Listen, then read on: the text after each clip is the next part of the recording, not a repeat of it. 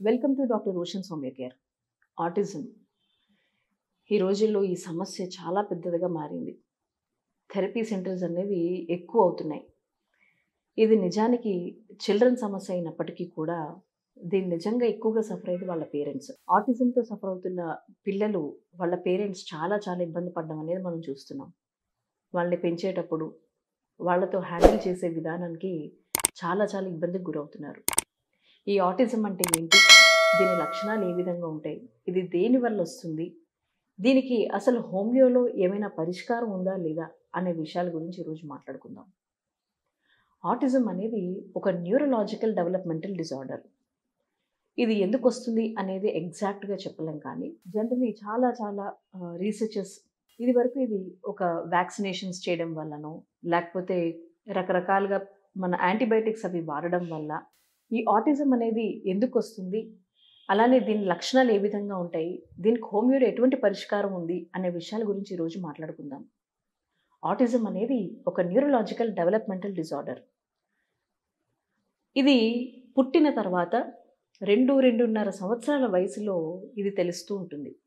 ఏ విధంగా తెలుస్తుందంటే, మనం పిలిచినప్పుడు పలకకపోవడం, మనం ఎంత మాట్లాడుతున్నా వాళ్ళు దాన్ని వినిపించుకోకపోవడం, ఐ కాంటాక్ట్ ఇవ్వకపోవడం, అలానే వాళ్ళంతట వాళ్ళే ఆడుకుంటూ ఉండడం, ఏమాత్రం కూడా ఇంట్రాక్షన్ అంటే కమ్యూనికేషన్ కానీ ఇంట్రాక్షన్ కానీ ఉండకపోవడం, అలాగే ఎటువంటి ఎబిలిటీస్ లేకపోవడము, ఇటువంటివన్నీ కూడా మనం మేజర్గా ఆటిజంలో చూస్తూ ఉంటాం. మేజర్లీ కమ్యూనికేషన్ ఇంట్రాక్షన్ అనేది పూర్తిగా లోపిస్తూ ఉంటుంది. వాళ్ళకి ఏం కావాలో వాళ్ళు చెప్పలేకపోతారు. అలానే వాళ్ళ గురించి ఏదైనా చెప్పినా కూడా వాళ్ళు అది తీసుకోలేకపోతారు. సో దీంతో పాటు ఇంటరాక్ట్ అవ్వలేరు. అంటే ఒక రెసిప్రొకేషన్ ఉండదు. ఎవరైనా ఏదైనా చెప్తున్నప్పుడు అది విని దానికి వాళ్ళు రిప్లై ఇవ్వడం కానీ, వాళ్ళకి ఫలానాది కావాలి అని అడగడం కానీ, ఏ విషయాన్ని కూడా వాళ్ళు కమ్యూనికేట్ చేయలేకపోతూ ఉంటారు. దీన్ని మేజర్గా ఆటిజం అంటాం. ఇది ఒక స్పెక్ట్రమ్ డిజార్డర్గా చెప్తూ ఉంటాం. దీన్ని ఏఎస్డి అని కూడా అంటారు. ఈ ఆటిజం స్పెక్ట్రమ్ డిజార్డర్ అని ఎందుకంటారంటే, ఇందులో చాలా రకరకాల కండిషన్స్ చూస్తూ ఉంటాం.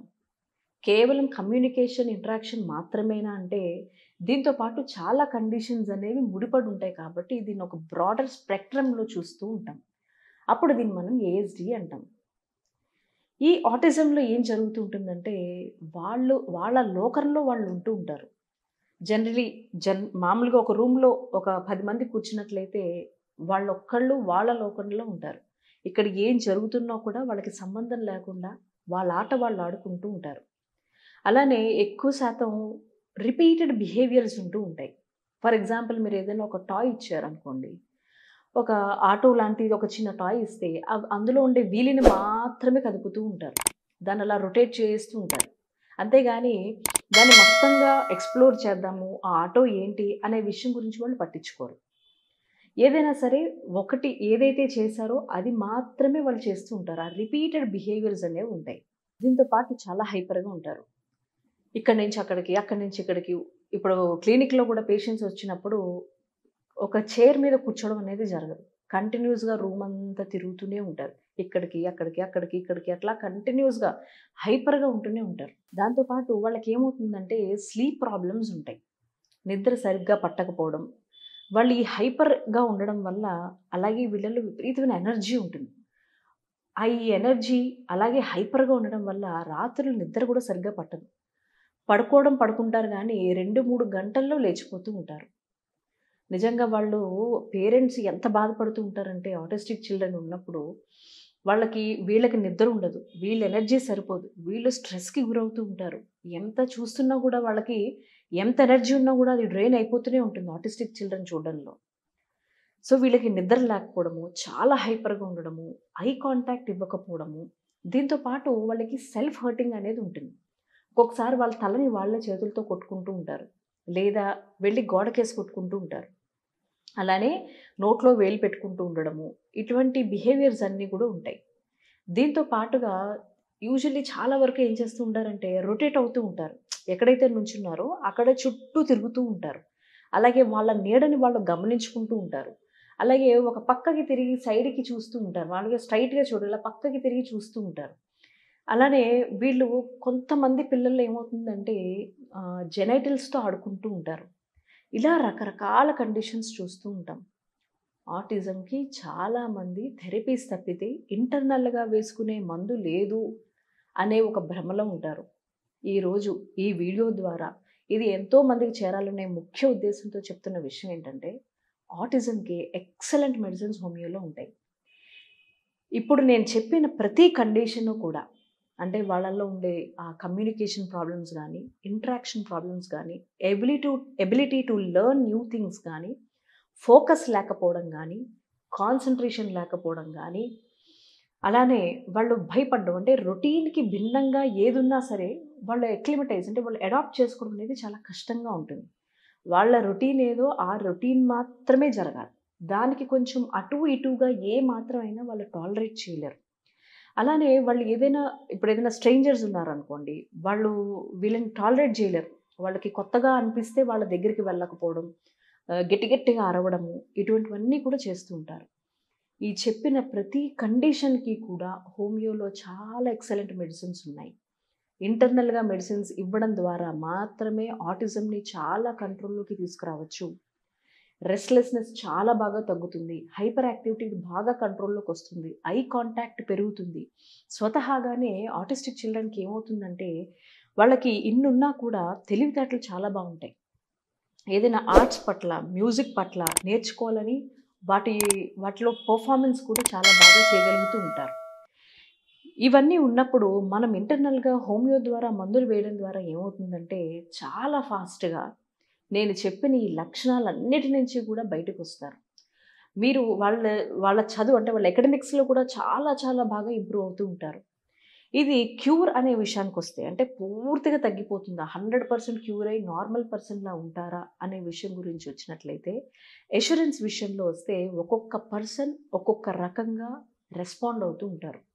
ఇప్పుడు వాళ్ళకున్న కండిషన్ నుంచి 99.999% ఉన్న అన్ని లక్షణాలు కూడా వాళ్ళు దాంట్లోంచి బయటకొచ్చి మిగతా పిల్లల్లాగా చదువుకోగలుగుతారు, మాట్లాడగలుగుతారు. చాలామంది ఆటిస్టిక్ చిల్డ్రన్ మాట్లాడలేరు. ఇంకొంతమందిలో ఏమవుతుందంటే వాళ్ళకి వినికిడి శక్తి గూడా ఉండదు. ఇది మీరెలా అబ్జర్వ్ చేయాలంటే యూజువల్లీ ఏదైనా మీరు టీవీలో పెట్టినప్పుడు ఆ సాంగ్స్ వాళ్ళకిష్టమైన సాంగ్స్ గానీ ఏదైనా ఉన్నప్పుడు వాళ్ళు చూస్తున్నప్పుడు మీకు తెలియకుండా దాన్ని ప్లే చేయాల్సుంటుంది. ప్లే చేసినప్పుడు వాళ్ళు ఎక్కడైనా ఉండి ఆ మ్యూజిక్ వాళ్ళకి వినిపించి వాళ్ళొచ్చారు అంటే వాళ్ళలో ఎటువంటి వినికిడి లోపం లేదు అనేది మనం అర్థం చేసుకోవాల్సుంటుంది. లేకుండా వాళ్ళకి ఎందుకంటే మనం ఏం చెప్తున్నా వాళ్ళకి వినికిడి శక్తి లేనప్పుడు ఏమవుతుందంటే వాళ్ళకి అర్థం కాదు. వాళ్ళు కమ్యూనికేట్ చేయలేరు. వాళ్ళు ఏం మాట్లాడుతున్నా కూడా పక్క వాళ్ళకి ఏమాత్రం అర్థం కాదు. అంత స్లర్డ్ స్పీచ్‌గా ఉంటుంది. ఇప్పుడు నేను చెప్తున్న ప్రతి లక్షణానికి కూడా హోమియోలో అద్భుతమైన మందులున్నాయి. దయచేసి అందరూ కూడా మీరు ఎక్కడున్నా, ఎవరు ఆటిజంతో బాధపడుతున్నా, వాళ్ళ తల్లిదండ్రులు దయచేసి మీ దగ్గరలో ఉండే హోమియో ఫిజిషియన్‌ని కన్సల్ట్ చేయండి. దీనికి ఎక్సలెంట్ మెడిసిన్స్ ఉన్నాయి. థెరపీ సంవత్సరాల తరబడి వెళ్ళినా ఎటువంటి రిజల్ట్ మీరు చూడని వాళ్ళు చాలామందున్నారు. అలాంటి వారందరూ కూడా మీరు తప్పకుండా హోమియో ఒక్కసారి ట్రై చేసి చూడండి. మీరు ఇమ్మీడియేట్‌గా చాలా సుఖపడతారు. బికాజ్ మీరు ఒక్కసారి మెడిసిన్ స్టార్ట్ చేసిన తర్వాత వాళ్ళలో ఇంప్రూవ్‌మెంట్స్ ఎప్పుడైతే వస్తూ ఉంటాయో చాలా వరకు ముందు మీకు రెస్ట్ దొరుకుతుంది. సో, స్లోగా ఇంప్రూవ్‌మెంట్ ఒకదాని తర్వాత ఒకటి, ఒకదాని తర్వాత ఒకటి స్లోగా వస్తుంది కాబట్టి, మీరు వండర్‌ఫుల్ రిజల్ట్ అనేది చూడొచ్చు. అయితే కొంతమందిలో ఇప్పుడు మనం ఆటిజంలో కూడా ఒక 3 గ్రేడ్స్ ఉంటాయి. స్టేజ్ 1, స్టేజ్ 2, స్టేజ్ 3 అని 3 కండిషన్స్ మనం చూస్తాం. వాళ్ళకుండే సివియారిటీని బట్టి ఇన్ని సంవత్సరాలు వాడాలి అనేది ఉంటుంది. ఎంతో ఎన్నో విషయాల్లో మనం డబ్బులు ఖర్చు పెడుతూ ఉంటాం. కానీ ఆటిజంకి సంబంధించి మీరు ఒక్కసారి ట్రై చేసి చూడండి. You will see wonderful results. ఇక హోమియో విషయానికి ఏ రకంగా దీని వైద్యం ఉంటుంది అనే విషయం గురించి మాట్లాడదాం. ఇప్పుడు చెప్పిన లక్షణాలు ఆటిజం యొక్క కామన్ క్యారెక్టరిస్టిక్ ఫీచర్స్. కానీ ఈ ఆటిజంలో కూడా ఒక్కొక్క మనిషి ఒక్కో రకంగా వాళ్ళకి స్పెసిఫిక్ అంటే కొంత పెక్యులర్ క్యారెక్టరిస్టిక్ ఫీచర్స్ అనేవి ఉంటాయి. ఉదాహరణకి నేను చెప్పినట్టు ఇందాక అందరూ జెనైటల్స్‌తో ప్లే చేస్తారా అంటే కాదు. కొంతమంది అలా ప్లే చేసే ఆ టైప్ ఆఫ్ ఫీచర్స్‌ని ఎగ్జిబిట్ చేస్తూ ఉంటారు. ఇంకొంతమంది ఎక్కువగా రిలీజియస్ మేనియా అంటాం. అంటే దేవుడు పాటలు విన్నా, ఎవరైనా దేవుడు పూజ చేస్తున్నప్పుడు అక్కడికి వెళ్లి కూర్చోవడం, గట్టి గట్టిగా అరవడము, చప్పట్లు కొడుతూ ఉండడము, ఇట్లా ఒక రకమైన బిహేవియర్ ఉంటుంది. ఇలా ఇంకొంతమందికి ఒకటే రెస్ట్‌లెస్‌నెస్. అంటే ఇంక అసలు అది చాలా అంటే చాలా హైపర్‌గా ఉంటారు. తర్వాత ఇంకొంతమంది పక్క వాళ్ళని కొట్టడము, లేదా వెళ్లి దూరంగా అంటే ఎక్కడ కార్నర్ ప్లేసెస్ ఉన్నాయో చూసి అక్కడికెళ్ళిపోయి కూర్చుంటూ ఉండడము. ఎవరైనా స్ట్రేంజర్స్ వస్తే వాళ్ళ మీద రాళ్ళు విసురుతూ ఉండడము, లేదా వాళ్ళని హర్ట్ చేస్తూ ఉండడము. ఇలా ఒక్కొక్కళ్ళు ఒక్కొక్క పెక్యులర్ క్యారెక్టరిస్టిక్ ఫీచర్స్‌తో ఉంటారు. సో, హోమియోలో ఈ కామన్ క్యారెక్టరిస్టిక్ ఆటిజంకి సంబంధించి ఇస్తున్న దాంతో పాటుగా స్పెసిఫికల్‌గా ఒక్కొక్కరికి ఒక్కొక్క కండిషన్, ఒక్కొక్క పెక్యులర్ ఫీచర్స్ ఉంటాయి కాబట్టి వాటన్నిటిని కన్సిడర్ చేసుకొని కాన్స్టిట్యూషనల్‌గా మెడిసిన్ ఇచ్చినప్పుడు పూర్తిగా చాలా వరకు మీకు మంచి రిజల్ట్ అనేది మీరు చూడగలుగుతారు. సో, దయచేసి ఆటిజంతో సఫర్ అవుతున్న ఎవరైనా సరే వాళ్ళ పేరెంట్స్ దయచేసి తప్పకుండా దగ్గరలో ఉండే హోమియో ఫిజిషియన్‌ని కన్సల్ట్ చేయండి. ఎక్సలెంట్ ట్రీట్మెంట్ ఉంటుంది. చాలా ఫాస్ట్‌గా మంచి రిజల్ట్ చూడగలుగుతారు. అకాడెమిక్స్‌లో చాలా ఎక్సలెంట్ రిజల్ట్ చూడగలుగుతారు. ఫోకస్డ్‌గా ఉండగలుగుతారు. కాన్సంట్రేషన్ పెరుగుతుంది. అన్నిటికంటే ముందు ఐ కాంటాక్ట్ పెరుగుతుంది. చక్కటి నిద్ర వస్తుంది. మాట్లాడగలుగుతారు. వినగలుగుతారు. ఇవన్నీ కూడా హోమియో మందుల ద్వారా సాధ్యం.